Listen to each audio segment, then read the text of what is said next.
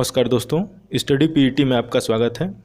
आइए इस वीडियो में देखते हैं आरआरबी एनटीपीसी एग्ज़ाम एनालिसिस 28 दिसंबर के सभी शिफ्ट के प्रश्नों को। ये प्रश्न जीके के हैं, तो आइए देखते हैं। वीडियो को ज़्यादा से ज़्यादा शेयर करें ताकि सभी छात्रों को इसका लाभ मिल सके। तो इसमें क्वेश्चन पूछा था, माइक्रोसॉफ्ट के सीईओ कौन है? इसका आंसर है सत्या नडेला। उसके बाद से पूछा था क्वेश्चन, नींबू का पीएच वैल्यू कितना होता है? तो इसका पीएच वैल्यू होता है 2 से 3 के बीच में, नींबू का पीएच वैल्यू। उसके बाद पूछा था, दक्षिण अमेरिका में लैंडलॉक देश है, तो इसका आंसर है पैराग्वे और बोलिविया। उसके बाद पूछा था, बैंक ऑफ बड़ौदा में विलय हुए बैंकों के बारे में पूछा था। तो ये बैंक हैं, बैंक ऑफ बड़ौदा में जो विलय हुए हैं, देना बैंक और विजया बैंक। ये सब आप लोग इससे रिलेटेड क्वेश्चन देख लीजिएगा आप लोग आने वाले शिफ्ट के बारे में जो आएगा एग्ज़ाम उसके लिए।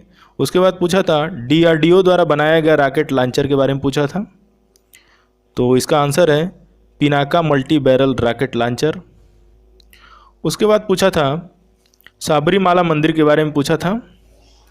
ये जो है बच्चों से लिया गया ही क्वेश्चन है, जो लगभग सही ही है। उसके बाद पूछा था, साबरीमाला मंदिर कहाँ है? इसका आंसर है केरल में। उसके बाद पूछा था, कुडनकुलम पावर प्लांट कहाँ स्थित है? इसका आंसर है तमिलनाडु में। उसके बाद पूछा था, उबंटू है, उबंटू क्या है? उबंटू के बारे में पूछा था।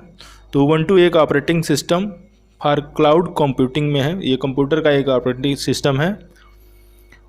उसके बाद से नेक्स्ट पूछा था, निम्नलिखित में से कौन दिल्ली में नहीं है? तो इसमें एक ऑप्शन था बुलंद दरवाज़ा दिल्ली में नहीं है। उसके बाद पूछा था, विश्व पर्यावरण दिवस का थीम पूछा था। विश्व पर्यावरण दिवस 5 जून को मनाया जाता है, 5 जून को इसका थीम पूछा था। तो इसका थीम है सेलिब्रेट बायोडाइवर्सिटी।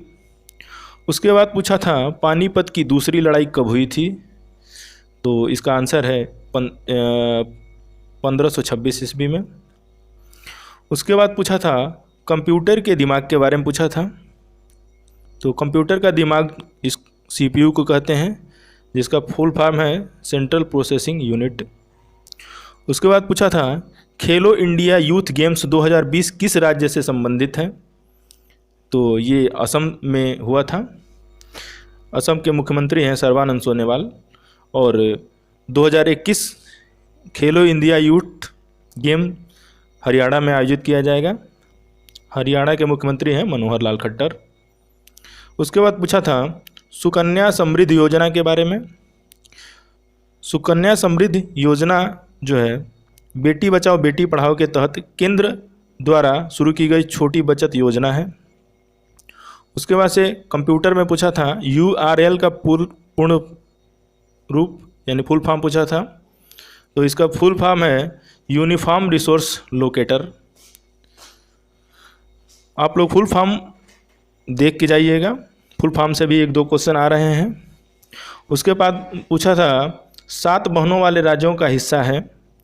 तो ये है 7 सिस्टर्स में अरुणाचल प्रदेश, असम, मेघालय, मणिपुर, मिजोरम, नागालैंड और त्रिपुरा को मिलाकर ये सब 7 राज्य हैं। नेक्स्ट पूछा था, 55वां ज्ञानपीठ पुरस्कार किसको मिला है? यानी 55वां ज्ञानपीठ पुरस्कार 2019 अक्कितम अच्युतम नंबूदरी को मिला है। ये मलयालम कवि हैं।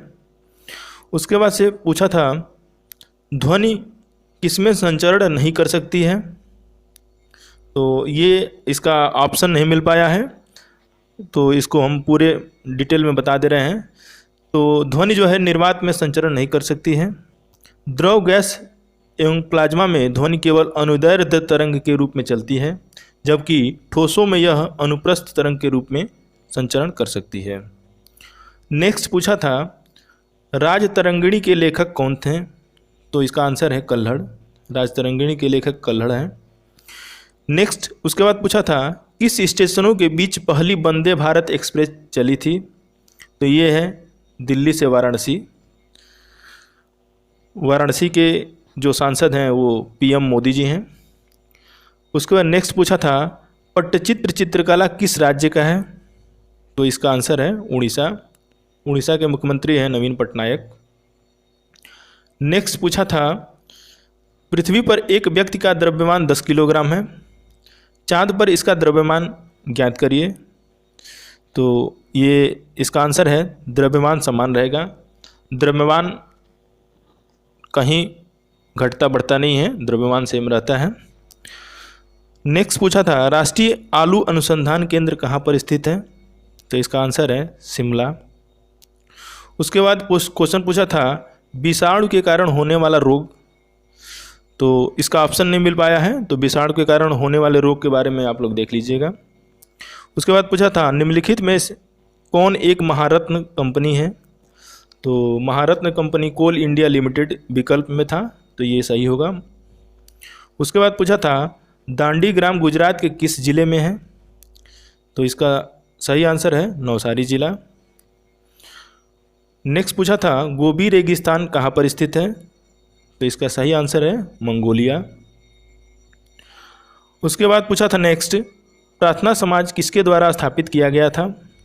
तो इसका सही आंसर है आत्माराम पांडुरंग के द्वारा।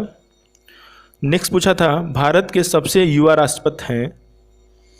तो इसका सही आंसर है नीलम संजीव रेड्डी, भारत के सबसे युवा राष्ट्रपति थे। उसके बाद पूछा था निम्नलिखित में से कौन सा देश बिम्स्टेक का सदस्य नहीं है? तो बिम्स्टेक के जो सदस्य देश हैं वो हैं बांग्लादेश, भूटान, भारत, म्यांमार, नेपाल, श्रीलंका और थाईलैंड। तो ये बिम्स्टेक के सदस्य देश हैं। नेक्स्ट लेह के साथ कश्मीर को जोड़ने वाला दर्रा के बारे में पूछा था। तो लेह के साथ कश्मीर को जोड़ने वाला दर्रा जोजिला दर्रा है। नेक्स्ट अंतर्राष्ट्रीय न्यायालय का मुख्यालय है? तो इसका आंसर है हेग, नीदरलैंड में। नेक्स्ट पूछा था मंगल ऑर्बिटर मिशन लॉन्च की तारीख। मंगल ऑर्बिटर मिशन के लॉन्च की तारीख पूछा था, तो ये 5 नवंबर 2013 को लॉन्च किया गया था। उसके बाद पूछा था पर्यावरण संरक्षण अधिनियम किस वर्ष पारित किया गया था? तो इसका सही आंसर है 1986 में। नेक्स्ट पूछा था खालसा पंथ किसके द्वारा स्थापित किया गया था? तो खालसा पंथ गुरु गोविंद सिंह द्वारा स्थापित किया गया था। नेक्स्ट उसके बाद पूछा था सेरीकल्चर किससे संबंधित है? तो सेरीकल्चर कपास के उत्पादन से संबंधित है। इस प्रश्नों का पीडीएफ पाने के लिए हमारा Telegram channel study PET join करें, वहाँ से इसका पीडीएफ प्राप्त कर सकते हैं या डिस्क्रिप्शन बॉक्स से पीडीएफ प्राप्त कर सकते हैं। नेक्स्ट पूछा था सबसे लंबी तटरेखा वाला राज्य। तो सबसे लंबी तटरेखा वाला राज्य गुजरात है।